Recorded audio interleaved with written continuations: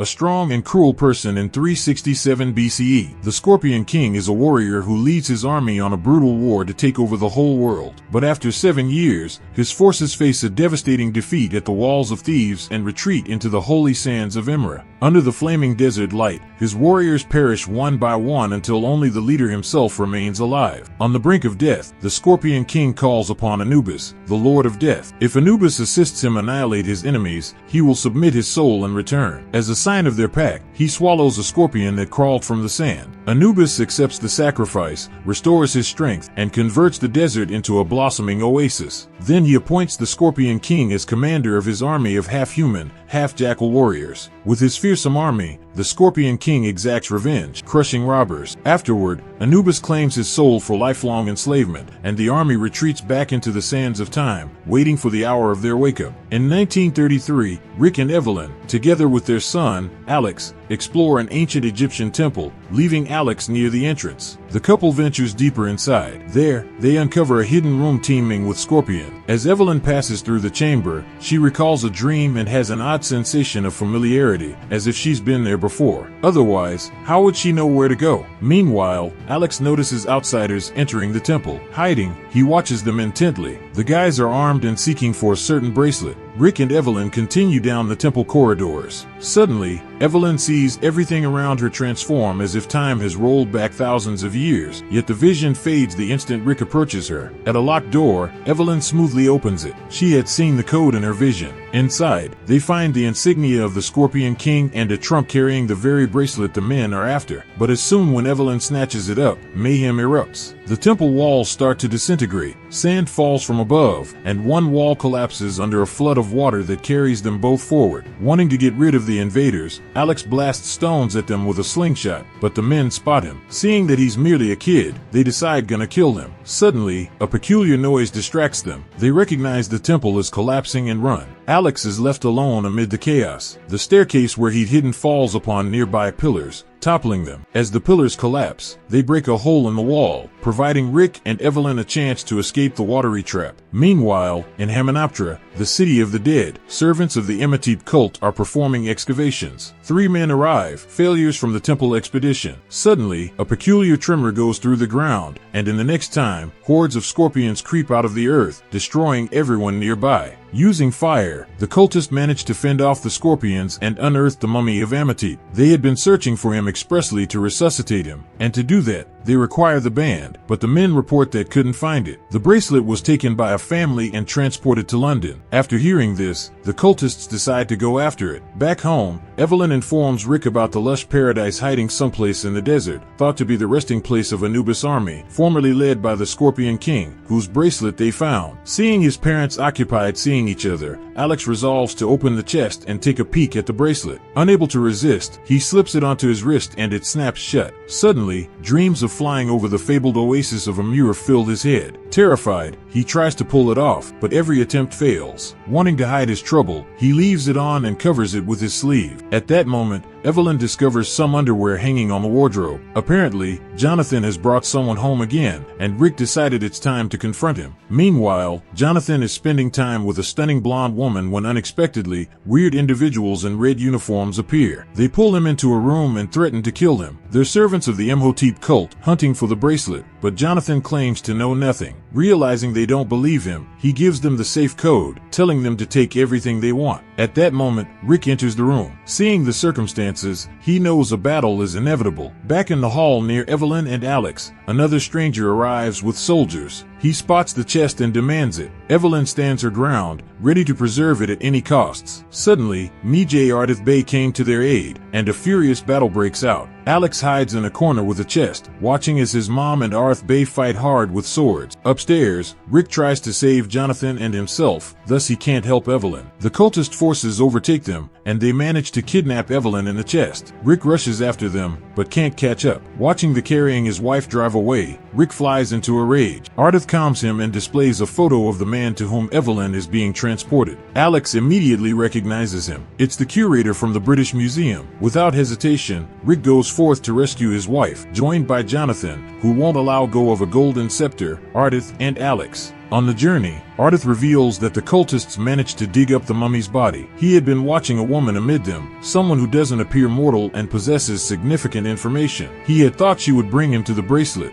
and she did. But now it's all for nothing since the cultist will steal the bracelet. Alex decides it's time to reveal the truth. The bracelet is on his wrist. This scares Arth immensely as the bracelet is already enabled. They have only 1 week before the Scorpion King is resurrected. If not stopped, he will head the Scorpion army and ruin the world. The one who kills the Scorpion King will either send his army back to the underworld or conquer the globe with it. That's why the cultists seek to resurrect him. Hotep, he's the only one who can stop the king. When Rick arrives at the British Museum, he leaves Jonathan and Alex to defend the automobile while he, armed with firearms and automatic guns, sets out with Ardith to find his wife. Meanwhile, inside the museum, cultists are executing a ritual to resuscitate him. Hotep, the Guardian, utilizes the Book of the Dead to bring Imhotep back to life inside a mummy's body. And with him, other mummies across the museum awaken as well. Standing up to his full height, Imhotep asks to know the current year and is quickly told it's the year of the Scorpion. At that moment, a woman enters the hall. She introduces herself as the reincarnation of Ansun. Examining her, Imhotep recognizes that although she looks like his beloved, her soul is not hers. He says that soon this will change. He will bring her soul back from the afterlife. From the balcony on the second story, Rick and Ardith watch everything unfold. As Imhotep talks to the woman, his servants open a chest only to find the bracelet missing. Knowing anything about Evelyn that even she doesn't know, Ansun presents her as a present to her beloved. She's certain he'll be glad to watch her dying. The servants pull the chained woman toward the fire, preparing to toss her in. Suddenly, at the last time, Rick appears. He manages to seize his wife and bring her to a relatively safe area. From the balcony, Ardith covers them, firing at anything that moves. The cultists answer in kind and a ferocious battle erupts. Hearing the gunfire, Alex and Jonathan race to the car, ready to make a getaway. But in the panic, Jonathan breaks the key. The conflict rages on with insurmountable odds, yet the friends manage to reach the exit. Glancing back one last time, they see Hotep raising his mummy soldiers and commanding them to kill. Bursting out onto the street, the couple in the midi location, a double-decker bus pulling up, Jonathan behind the wheel. He and Alex had to arrange alternate transportation. Without hesitation, the three hop aboard and race away, but it doesn't save them. The mummies move faster and quickly catch up. Rick takes down two of them while the last two sneak onto the bus. One on the lowest level tries to kill Evelyn, her kid, and Ardith. The someone battles Rick on the upper deck. Jonathan weaves through the streets hoping to buy them some time. It works while the mummy gets pushed around inside the bus and distracted by the Magi. The woman shoots the warrior in the head. Only one survives. At the last second, Rick notices they're approaching a narrow tunnel. He quickly drops to the floor and the mummy collapses into the roof, tearing it off along with him. They emerge onto a bridge and stop to catch their breath. Miraculously, they survive and manage to escape the chase, but their relief is short-lived. While the parents are distracted with each other, the cultists kidnap the boy. Rick rushes after them, but comes up short. Before driving away, the cultists engage the drawbridge, lifting it behind them. Surveying the city, Imhotep sets his sights on getting to Amur. His mission to kill the Scorpion King and take control of his army. The Guardian chooses to mention that he saw one of the guys bearing the scepter of Osiris, but the Lord won't hear any of it. Once he reaches the concealed Green Valley, his power will be fully restored and he won't need any artifacts. Turning addressing Angan, he casts a vision from the past on her and they dissolve into a passionate kiss. Ardith reassures the parents that their son is safe as long as he's wearing the bracelet. The cultist won't harm him. Evelyn quickly realizes they need to go to Amur as fast as possible and they must be the first to arrive. Meanwhile, Imhotep journeys to Egypt, traveling by train toward Amur. In one of the carriages, Alex spots the Book of the Dead at the hands of Ansun and the Guardian. When the girl notices the boy gazing at them, she softly warns him to behave or she'll send poisonous snakes to his bed. But Alex isn't about to obey, and a servant violently drags him off to Hotep. New voices catch Ansun's attention. A gang has arrived, sent on a particular mission. They've delivered what was needed, but now demand additional money for their job. To get the needed chest, they had to kill 2 guards. Ansun Nemoon chooses to fool them, charmingly offering a greater payoff. Meanwhile, Alex has brought before him Hotep, who is covered in a black cape and mask that totally concealed his body and face. The Lord informs the boy he possesses enormous strength and has been chosen to lead him to Amur. But time is running short. The instant the bracelet was placed on his wrist, a countdown began. If he doesn't enter the pyramid by sunrise on the 8th day, the bracelet will drain his life power and only 5 days remain. Alex is apprehensive but certain his dad will save him and kill him. smirking at the boy's words. Imhotep removes his mask and Alex recoils in horror, driving the gang to a neighboring carriage. Ansun promises them the reward they were promised, but while they look around, she slips out and locks them inside. They find themselves caught in the same room with Hymep. Terrified, they try to kill him, but all attempts fail. Instead, Imhotep drains their life energy and gains a human body. Rick, Evelyn, and Ardith arrive to visit an old buddy, Izzy. They need a soaring magic carpet. Izzy is clearly frightened by their coming and reluctant to help, recounting how he got shot during their last adventure together. He's hesitant to go through it again, but Rick encourages him to join their mission to save Alex. In exchange for his support, Rick offers the golden scepter. Soon after, Ardith appears with his team of Medi warriors. They'll aid in the fight against Imhotep, and if Anubis troops rises, they'll do everything to stop it. As he shows them her invention, a dirigible, it flies rapidly and silently, allowing them to approach close without being noticed, knowing they have no other way to travel. The man agrees and the whole group sets off. After a while, standing at the front of the dirigible, Evelyn is quite anxious about her son. Rick tries to calm his wife, promising that he'll bring Alex home safe and sound. Meanwhile, Alex is trying the patience of his guard on the train, annoying the dude with many questions. Seeing that this only makes the guard more hostile,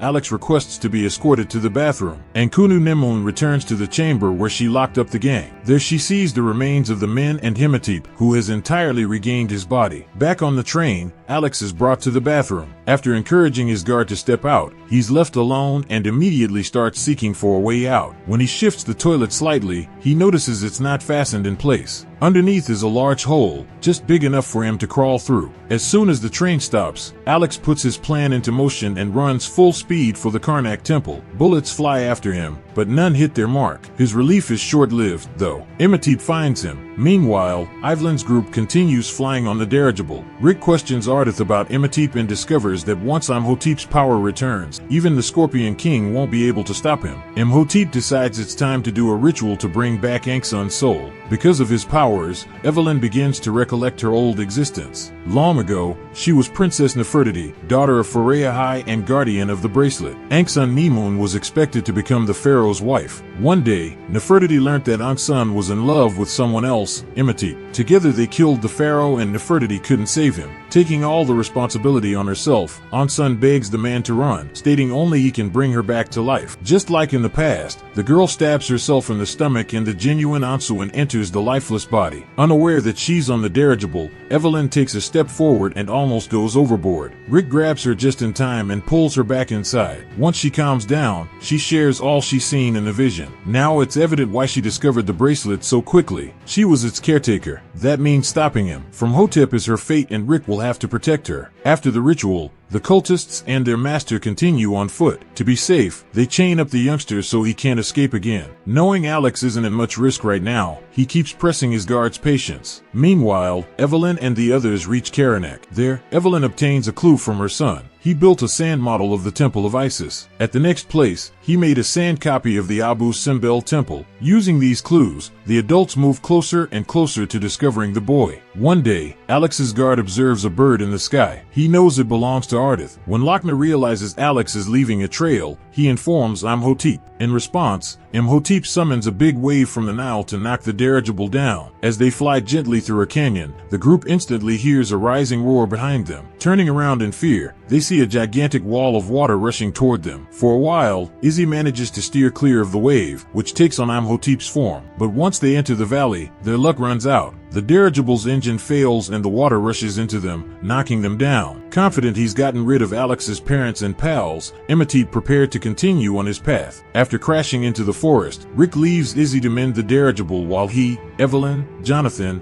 and Ardith set off to discover Alex. Before leaving, Jonathan snatches the scepter, careful not to let Izzy see since he's not ready to part with his cherished artifact yet. The cultists push through the same jumble toward the pyramid. Along the trip, they encounter across dried-up corpses of people. The soldiers are horrified. Who could have done this? Alex's family isn't standing still either. Perched up high, they observe the woodland attentively, ready to jump into the combat at a moment's notice. Unaware of the danger, Imhotep keeps advancing forward. The pyramid is already in sight. Suddenly, pygmy mummies attack the servants, counting down the soldiers one by one. Locke now decides it's time to kill Alex, but at the last second, Rick manages to save his son. Ardith jumps joins the fight with Locknaw and comes out triumphant. A brutal battle erupts. The pair is obliged to fight both soldiers and mummies. Almost all the cultists are murdered except Imhotep, Anksun, and the Guardian. As the parents excitedly welcome their son, Alex frantically tells them they have to get inside the pyramid. If he doesn't make it in before sunrise, he will die. Before they can even properly absorb this, they're compelled to run again. Pygmy mummies are close behind, yearning for their blood. After racing over a tree that doubles as a bridge, Rick chooses to blow it up to cease the chase, but it doesn't get any easier. The sky is already brightening with the first beams of the sun, and time is running out. Grabbing his son's hands, Rick rushes madly toward the pyramid. Just in time, they make it and the bracelet slides off Alex's wrist. Rick's wife comes seconds later and, relieved to see their son alive, doesn't notice Anksun and Imhotep approaching from behind. Anksun attacks Evelyn with a devastating strike to the stomach. Rick, astonished, rushes to his wife's side, imploring her not to leave him, but she's too powerless to fight death. With her eyes closed, Evelyn dies in her husband's arms. Meanwhile, Imhotep and Anksun Nemoon discover the pyramid's entrance and descend into the inner chamber. At that moment, something shocking happens to Hymep. Anubis strips him of his power, compelling him to face the Scorpion King as a mere mortal. The Guardian picks up the bracelet Alex dropped, slips it onto his own wrist, and heads to another part of the pyramid. There, he finds a scorpion statue and fits his arm with the artifact into a designated slot. Magic instantly ignites. The temple transforms, and on the surface, the Scorpion King's army appears. Sitting alongside his dead mother, Jonathan attempts to console his nephew. Suddenly, his uncle's comments inspire an idea in the boy's mind. With the guidance of the Book of the Dead, he might be able to bring his mother back to life. At that moment, Rick catches up with the Guardian. He's ready to meet him, but ancient magic takes over. His hand crumbles down to the bone. Alex, Jonathan, and Evelyn's spirit move deeper into the temple. In one chamber, they find Dongsun. Jonathan distracts her while Alex hunts for the correct words in the Book of the Dead. After dealing with the Guardian, Rick sets out to find him. Hotep. He's resolved to stop the villain and revenge his wife. He finds Imhotep in the main hall, striking a gong to summon the Scorpion King for battle. Rick assaults and a deadly brawl breaks out between them. Meanwhile, Jonathan battles Anksun, buying time for Alex. While Arthas's army clashes furiously with Anubis' army, Anksun finally manages to get to Jonathan. The man knows his doom is close, but suddenly, Evelyn rushes to his rescue. She challenges Anksun Nemoon to battle her instead and begs her brother and son to aid Rick. Out of nowhere, the Scorpion King appears before Rick and Imhotep, half human, half scorpion, and halts their battle. To save himself, Imhotep betrays Rick by calling him an enemy and pretends to serve the Scorpion King. Caught off guard by this betrayal, Rick fights with all his strength just to survive against the supernatural beast. Evelyn initiates an argument with Anksun, making it apparent she recalls everything and won't forgive. Realizing she can't win in a fair fight,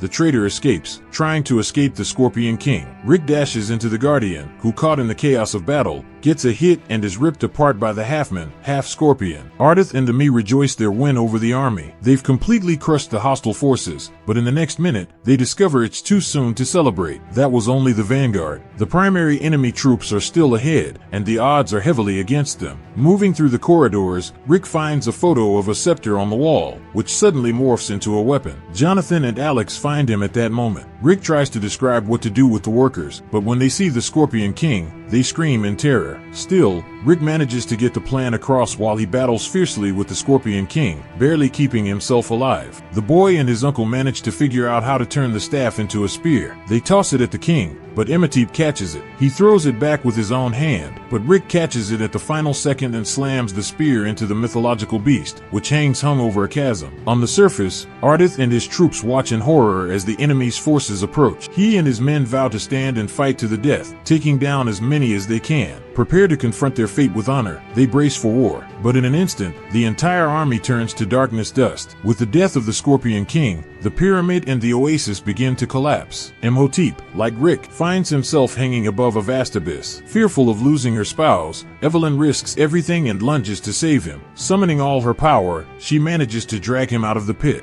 Moved by such pure love and sacrifice, Imhotep asks Anxenamon for help, but she abandons him. Realizing he's lost all he lived for, he voluntarily falls into the underworld. Desperate to save herself and leave the temple, Anx wanders into a chamber full with scorpions. The creatures promptly attack her, leaving no hope of survival. Rick, Evelyn, their kid, and Jonathan escape the pyramid. Chaos reigns all around. The terrain surrounding the temple is being dragged into a gigantic maelstrom, threatening to drag them all in. Rick advises ascending to the very top, knowing full well they're in prison. Then, somehow, Izzy manages to repair the airship and rescue the family. Just before boarding, Jonathan spots a massive gemstone at the pyramid's summit. Not willing to miss the chance, he grabs it, practically jeopardizing his life in the process. The temple and oasis fade beneath the sands, leaving behind only towering clouds of dust. The friends enthusiastically praise Izzy for their salvation. Watching the airship sail away, Ardith Bey bids his buddies a proper farewell and returns to his fellow Mei warriors. Embracing his wife, Rick confesses his love to her. He nearly lost her and he hates the concept of it. The couple enjoys a deep kiss while the others giggle and roll their eyes. Subscribe to watch more videos like this. Leave a comment about your favorite movie and we will make it next. Thanks for watching.